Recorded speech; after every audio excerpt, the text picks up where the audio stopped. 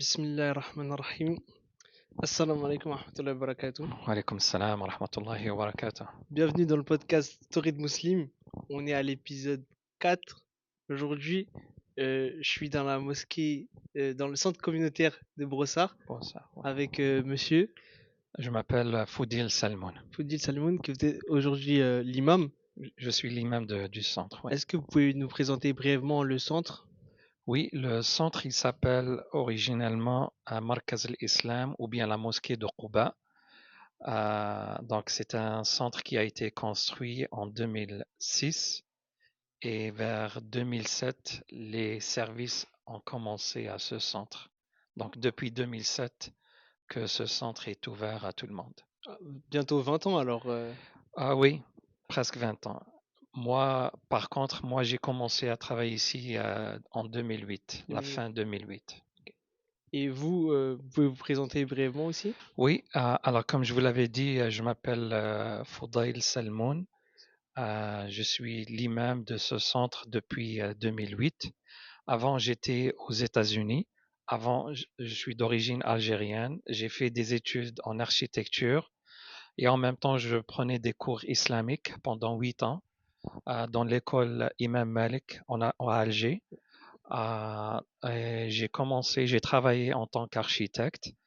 Après, j'ai déménagé aux États-Unis en 99 et c'est là où j'ai commencé le parcours dans le domaine de l'islam, c'est-à-dire j'ai commencé en tant que prof pour la langue arabe et le Coran. En parallèle du travail d'architecte, Oui. D'accord. Après, j'avais une offre de travailler dans une mosquée à New York.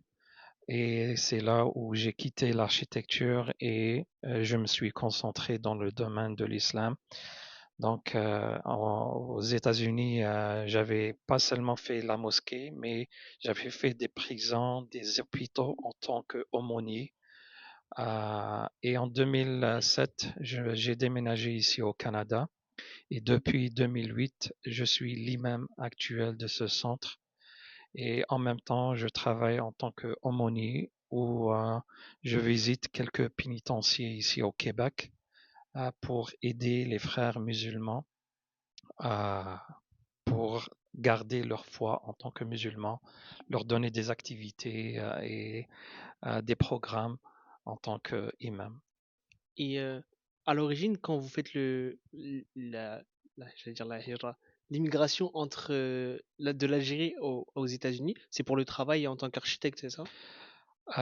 Oui, j'ai commencé une maîtrise, mais malheureusement, je ne l'ai pas terminée à cause que j'ai reçu une offre. En tant qu'imam, vous avez Voilà, préféré concentrer voilà. sur ce côté finalement? C'est Allah qui a décidé parce que Euh, honnêtement, je voulais travailler en tant qu'architecte. Même ici au Canada, quand j'ai déménagé ici, j'avais commencé à faire des recherches pour travailler en tant qu'architecte, mais j'avais reçu une offre de travail ici dans cette mosquée-là.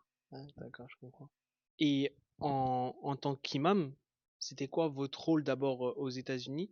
Et c'est quoi la différence entre le rôle d'imam à la mosquée et aumônier dans les prisons, dans les pénitenciers? Ben, aux États-Unis, c'était le rôle principal, c'est diriger les prières, aider la communauté dans le cas du besoin, c'est-à-dire s'il y a des consultations entre un couple, je faisais les mariages. Il y avait même un programme où on invite des universités, parce qu'il y avait une université à côté de la mosquée. Donc, on fait une présentation sur l'islam. Euh, et comme je vous l'avais dit, je visitais les pénitenciers, les prisons fédérales et en même temps les hôpitaux. Il y avait plusieurs hôpitaux que je visitais en tant qu'imam pour avoir un contact avec les patients musulmans et voir s'ils avaient besoin de quoi que ce soit dans leur vie quotidienne. Hospitalisation, tout Voilà, ça, voilà, je c'est comprends. ça. Et ici, aujourd'hui, vous êtes l'imam principal de la mosquée Oui, depuis 2008 ou oui. ça a changé entre-temps? Non, non, depuis 2008 que je suis l'imam principal de cette mosquée, D'accord. avec différents rôles et travail, c'est-à-dire obligations et responsabilités. Donc, l'imam maintenant, et surtout à l'Occident, c'est pas seulement diriger les prières ou bien faire le sermon du vendredi, c'est plus que ça.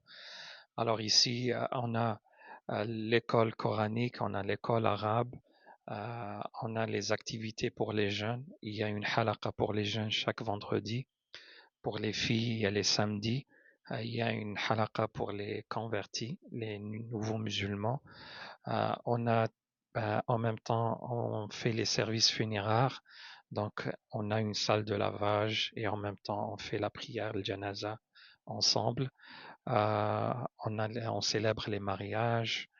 Je fais la consultation entre les couples, les consultations pour les jeunes et même des fois, je reçois des invitations à des écoles primaires, secondaires pour présenter l'islam. Que ce soit des écoles musulmanes Non ou autres musulmane, non il n'y a musulmanes? pas, y a pas d'école musulmane ici à la rive sud.